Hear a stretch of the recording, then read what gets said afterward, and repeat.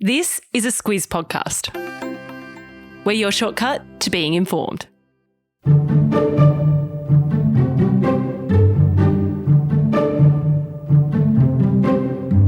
The US election is done, dusted. We have a result. Victory for the Republicans and Donald Trump, and defeat for the Democrats and Kamala Harris. In this episode, we'll get you across details of where Trump won, who voted for him, along with what the experts are saying about Harris's defeat.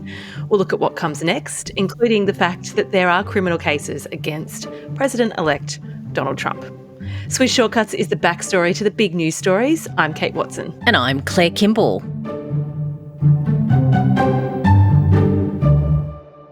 Claire, when we were planning this episode, all the polls said it was going to be so close. It turned out it wasn't really that close at all, and we had a decision by sort of 9 p.m. Australian time. No, earlier, 6 p.m. Australian time last night. Yeah, exactly right. And you and I thought we might have to do a couple of wrap-up episodes for this series, that we would get you across the sort of headlines today and then come back when things had settled. But actually, we can just wind it all up in this one episode. So Donald Trump has won the 2024 presidential election. It marks an incredible political comeback, the likes of which hasn't been seen before in American history. We don't really like to do sort of sensational news, but I was thinking about this story, I guess, this tale, this comeback story. It's quite something. It's very much a history-making moment. So just explain to us why. Yeah, so he's the first president to win non-consecutive terms in more than a century.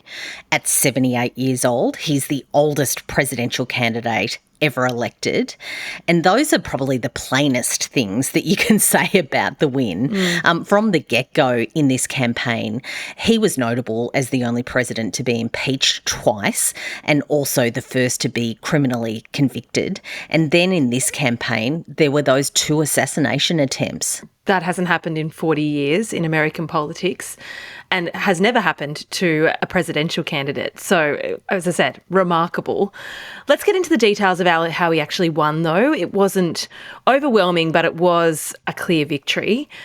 He swept those 7 swing states that we talked about. The swept is like the word of the hour, but he's won them all. Yep. So last election in 2020, Trump was only able to hang on to North Carolina, but this time around he's recorded remarkable swings in his favour across the board, and he's won all of them.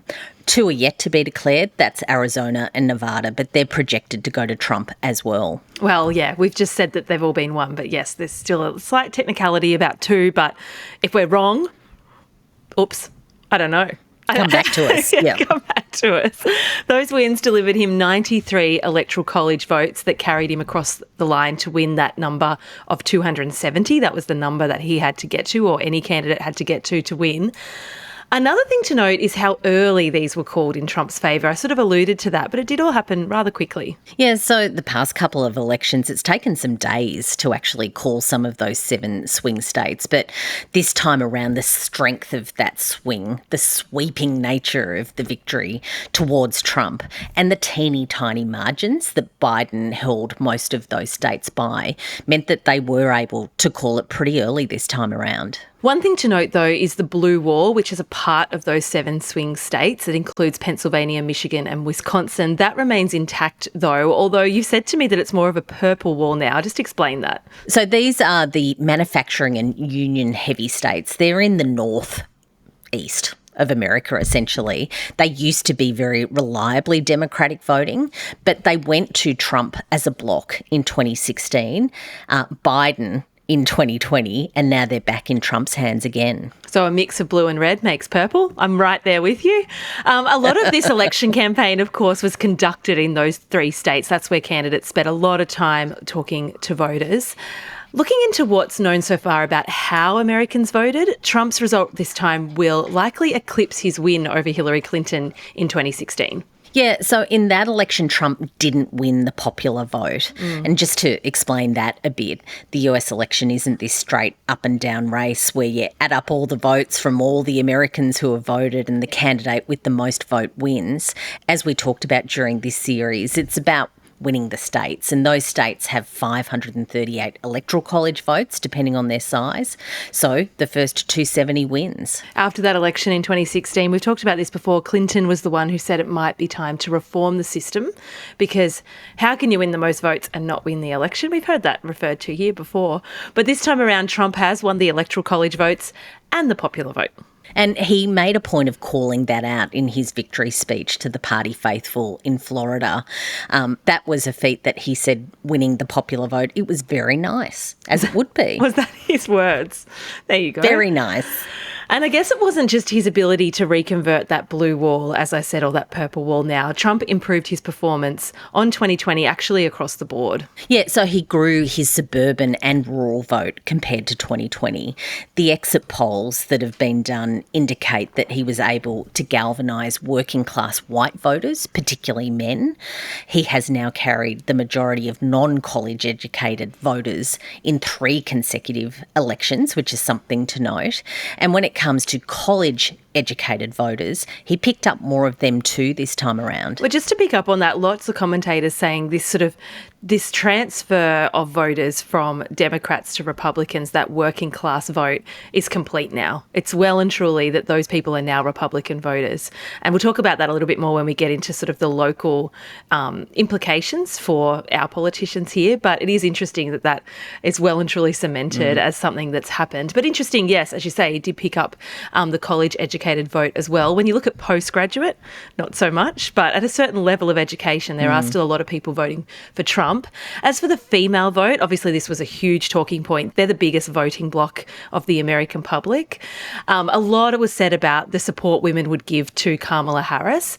And whilst more women did vote for Harris than Trump, she didn't do as well as Joe Biden. No, so the exit polls say that about 54% of female voters supported her. So she did win a majority of female voters. But the point is, in 2020, Biden got the votes of about 57% of female voters. So her support went backwards with women, younger women as well as older women. And abortion, of course, was one of the big ticket items at this election. Such a huge issue for the Democrats, also a huge issue for voters.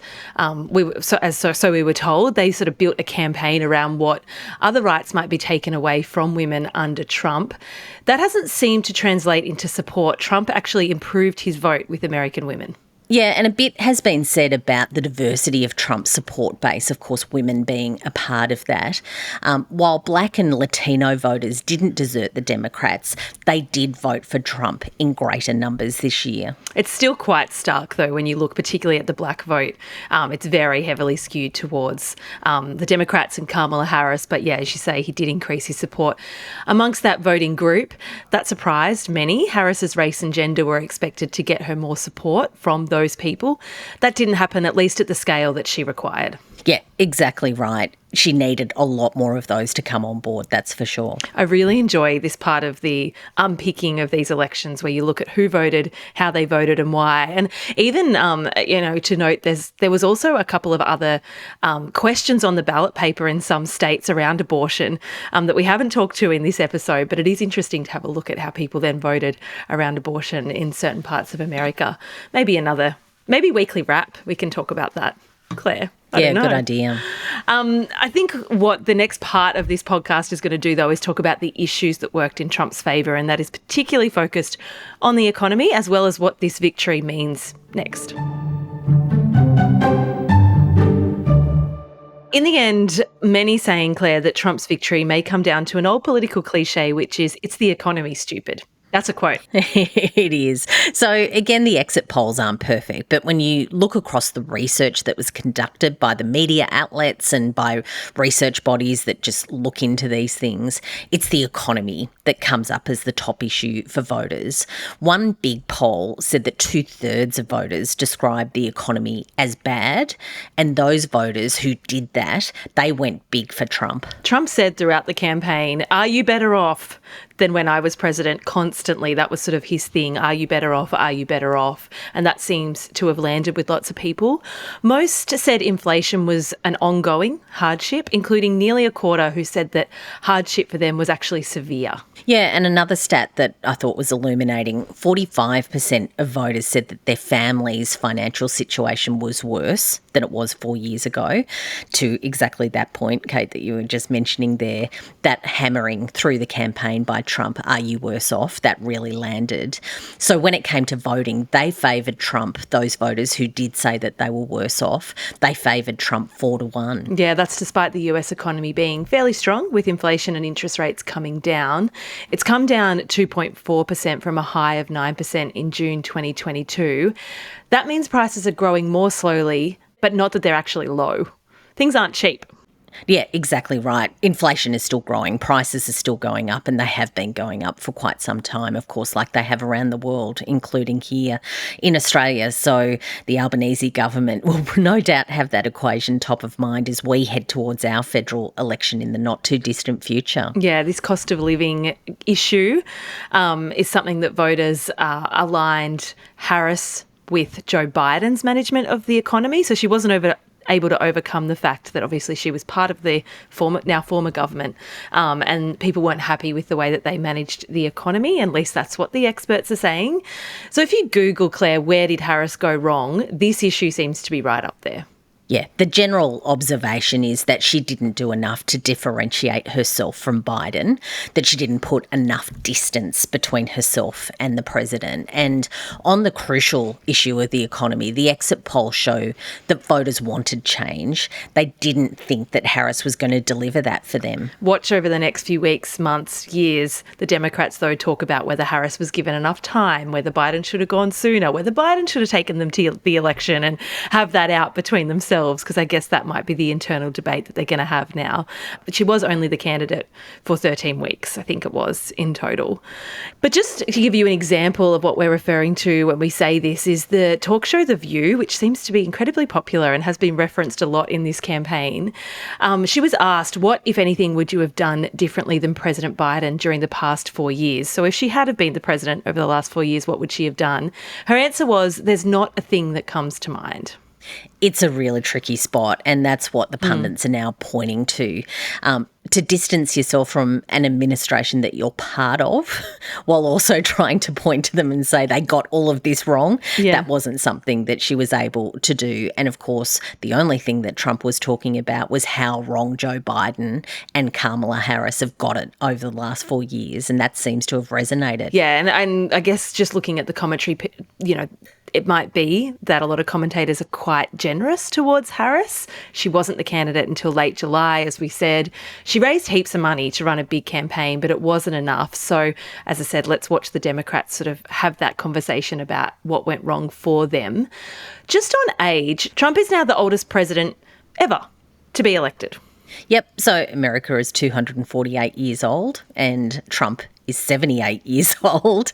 So there is, of course, a lot already being, I guess, flag posted that we just spent a whole year talking about how old Joe Biden was, that he was too old to be president, that the Democrats didn't do enough to put Kamala Harris in a winning position this time around.